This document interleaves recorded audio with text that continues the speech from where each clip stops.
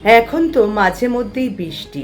এই বর্ষাকালে ঘরের আর্দ্রতা কমাতে কোন কৌশল প্রয়োগ করলে বিদ্যুতের খরচ কমবে, চলো জেনে নিই।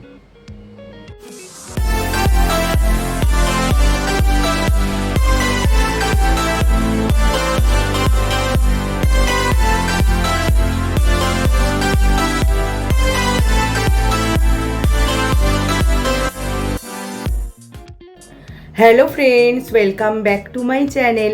আমার সব বন্ধুরা কেমন আছো? নিশ্চয়ই সুস্থ আছো এবং ভালো আছো। এই বর্ষাকালে দেখবে অনেকেই ভেবে থাকে গরম কম থাকার জন্য এসির উপর চাপ কম পড়ে, কিন্তু এই সময় বাতাসে আর্দ্রতা থাকে অনেকটাই বেশি। অনেক সময় দেখা যায় 18 ডিগ্রিতে এসি তাপমাত্রা দিলেও কিন্তু ঘর সহজে ঠান্ডা হতে চায় না।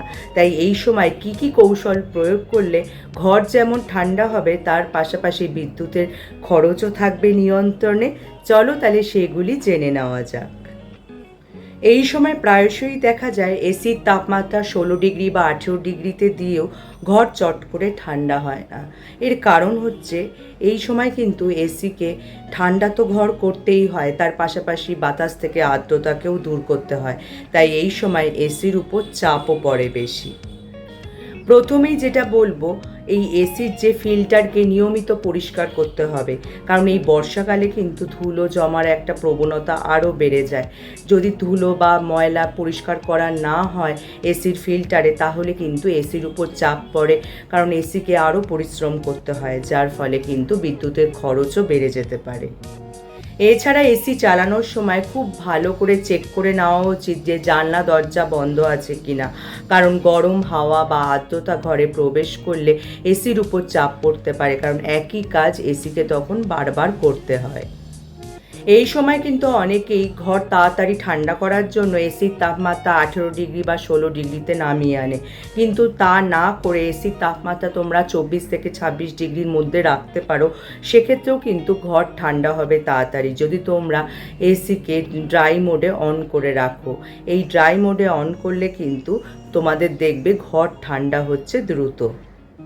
তোমরা যদি এসির সাথে সিলিং ফ্যানও হালকা করে চালিয়ে দাও, সেক্ষেত্রেও কিন্তু ঘর ঠান্ডা হবে দ্রুত, যার ফলে বিদ্যুতের খরচও থাকবে নিয়ন্ত্রণে। আমরা তো ইনডোর ইউনিটটা পরিষ্কার করে থাকি, কিন্তু আউটডোর ইউনিটটাতেও যদি ধুলো বালি ময়লা বা শুকনো পাতা জমে যায়, সেক্ষেত্রেও কিন্তু ঘর ঠান্ডা হতে দেরি হয়। তোমাদের কিন্তু আউটডোর ইউনিটটাও নিয়মিত পরিষ্কার করতে হবে। এছাড়া সবশেষে বলবো, এই এসি মেশিনটারও কিন্তু নিয়মিত সার্ভিসিং প্রয়োজন। এসি যদি অনেক দিনের পুরনো হয়, সেক্ষেত্রে কিন্তু এসির গ্যাসের পরিমাণ কমে যেতে পারে, যার শীতল করার ক্ষমতাও কিন্তু অনেকটাই কমে যায়। তাই এই সব বিষয়ে কিন্তু তোমাদের নজর দিতেই হবে। তাহলে যদি আজকে আমার এই টিপসগুলি তোমাদের কাজের মনে হয় বা তোমাদের উপকারে আসে, লাইক আর শেয়ার করে দিতে একদমই ভুলো না। যারা আমার এই চ্যানেলটা প্রথম দেখছো, চ্যানেলটাকে অবশ্যই সাবস্ক্রাইব করে নিও এরকম উপযোগী ভিডিও আরও দেখার জন্য। তার পাশে যে বেল আইকনটা আছে, ওটা প্রেস করে অন করে দিও, যার ফলে যখনই আমি ভিডিও আপলোড করব, নোটিফিকেশান তোমাদের কাছে পৌঁছে যাবে।